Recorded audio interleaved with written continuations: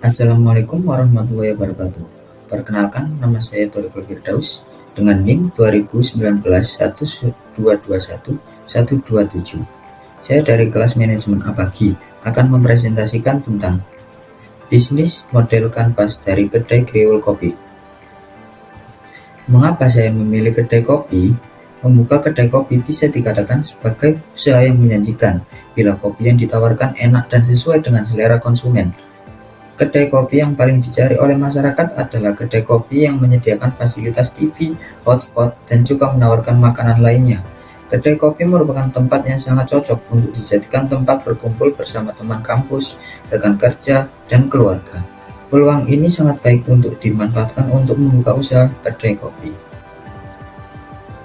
Nah, berikut adalah tabel bisnis kanvas dari kedai Kriwul Kopi yang sudah saya buat. Mari kita jabarkan satu persatu dari tabel ini. Yang pertama adalah customer segment atau pemilihan segmen konsumen. Untuk memulai suatu bisnis yang terpenting adalah mendapatkan konsumen atau pelanggan. Tanpa pelanggan, pasti suatu bisnis tidak akan ada. Banyak pelaku bisnis melakukan kesalahan ini. Mereka memulai suatu bisnis tanpa menentukan siapa yang akan menjadi pelanggan mereka. Nah, customer segment dari kedai Kriwul Kopi sendiri adalah sebagian besar dari mahasiswa kalangan menengah dengan rentang dari umur 18 sampai 25. Dan yang kedua yakni masyarakat sekitaran kedai yang sebagian besar dari kalangan menengah juga. Yang kedua yakni value proportion. Value proportion merupakan kelebihan yang dimiliki kedai Kriwul Kopi agar diingat oleh pelanggan dan merupakan faktor pembeda dibanding yang lain. Antara lain yaitu Kriwul Kopi menyediakan aneka kopi tradisional, tetapi yang menjadi menu favorit yakni kopi khas dari Gresik yaitu kopi kasar. Kopi kasar merupakan racikan kopi robusta yang digoreng sedikit gosong dan digiling kasar, selanjutnya diseduh dengan topping creamer di atasnya. Ada juga frozen food yang ditusuk-tusuk menjadi seperti sate-satean seperti yang ada di angkringan sebagai peneman ngopi pelanggan. Dan nuansa yang ditawarkan dalam kedai Kriwul Kopi ini seperti layaknya ngopi di kafe yang mahal, namun dengan harga yang relatif terjangkau karena menu yang kami tawarkan berupa menu-menu yang ada pada kedai-kedai tradisional. Selanjutnya yaitu channel atau saluran distribusi yang digunakan untuk menjangkau pelanggan dari Kriwul Kopi, yaitu dengan cara kami aktif di sosial media yang sudah kami buat. Kami juga sangat aktif dalam memposting feed dan banyak berinteraksi dengan pelanggan melalui DM.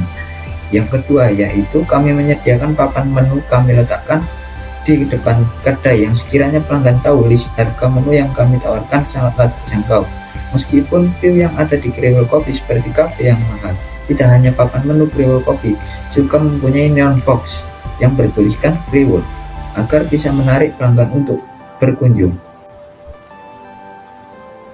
Customer relationship adalah jalinan atau interaksi antara kedai dengan pelanggannya.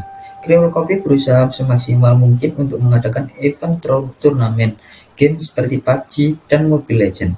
Pendaftaran yang dilakukan pelanggan akan include dengan secangkir kopi hitam spesial dari kedai Kriwul Kopi. Tidak hanya itu, kedai Kriwul Kopi juga mengadakan live musik setiap hari Rabu untuk membuat suasana di kedai menjadi nyaman sembari mendengarkan irama vokalis dari live musik yang kami adakan. Revenue stream Kriwul Kopi berasal dari pendapatan utamanya adalah dari penjualan minuman kopi kasar yang merupakan kekuatan utamanya.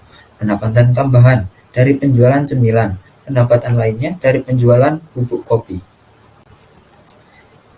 Selanjutnya, key resource dalam menjalankan usaha sumber daya yang terpenting untuk kedai Kriwul Kopi yaitu tempat usaha atau lokasi sangat menentukan keberhasilan usahanya. Sumber daya manusia yang terampil khususnya tim pelayanan di kedai yang langsung melayani pelanggan.